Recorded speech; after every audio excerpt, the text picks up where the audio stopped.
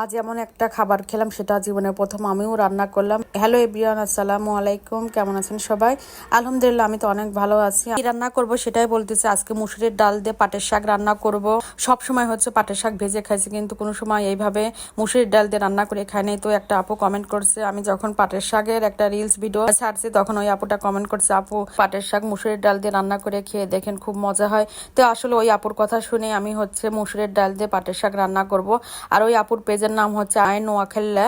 তো পেজটা সবাই একটু ফলো করে দিয়ে সাপোর্ট করবেন। তো এই যে পাট ক্ষেত থেকে পাট তোলা শেষ, আসলে যারা মালিক তারাই কিন্তু তুলে দিছে। এত পরিমাণ ঘন হয়েছে ক্ষেতটা, এই জন্য অনেক তুলে ফেলতে হবে।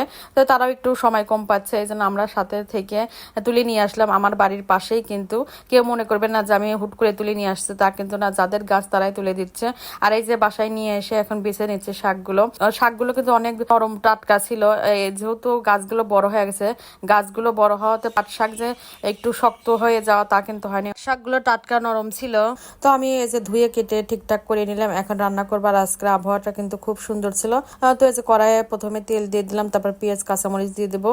আর পেঁয়াজ কাঁচামরিচ দিয়ে হালকা একটু নাড়াচাড়া করে নেবো, বেশি হচ্ছে ভাজবো না।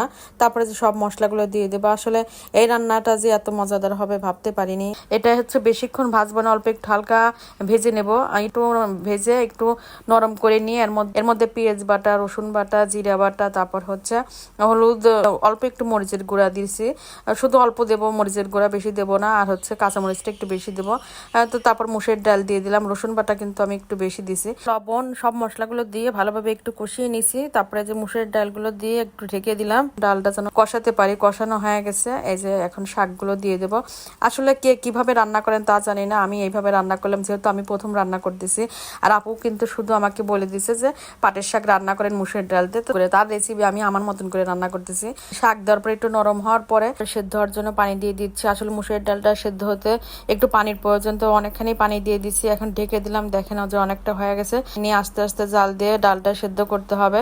এই তো আমি অনেকক্ষণই জাল দিচ্ছি, সেদ্ধ হয়ে গেছে, এখন নামিয়ে ফেলবো। আর যখন নামাইছি তখন মনে হয়েছে এই খাবারটা গরম গরম ভাতের সঙ্গে খেতে খুবই ভালো লাগবে। আর কালারটা কিন্তু খুবই লোভনীয় হয়েছে। তো এই যে হয়ে গেছে, নিয়ে যাচ্ছে। পাটের শাক দিয়ে মুসুরির ডাল এই প্রথমেই আমি রান্না করলাম। আসলে ভিন্নভাবে কোনো খাবার রান্না করে খেতে কিন্তু ভালোই লাগে। এখন আমি খেতে বসবো। আসলে আমার মনে হলো যে এই খাবারটা গরম গরম ভাতের সঙ্গে খেতে খুবই ভালো লাগবে। তো আমি কিন্তু শাক ভাজি করছি। আর এই যে দেখেন কতখানি নিচ্ছি, আমার কাছে খুবই ভালো লাগলো। তো আমার খাওয়া দাওয়া হয়ে গেছে, এখন নশনের আব্বুর জন্য একটু বেরিয়ে নিয়ে যাচ্ছি, ও বারান্দায় বসে আছে।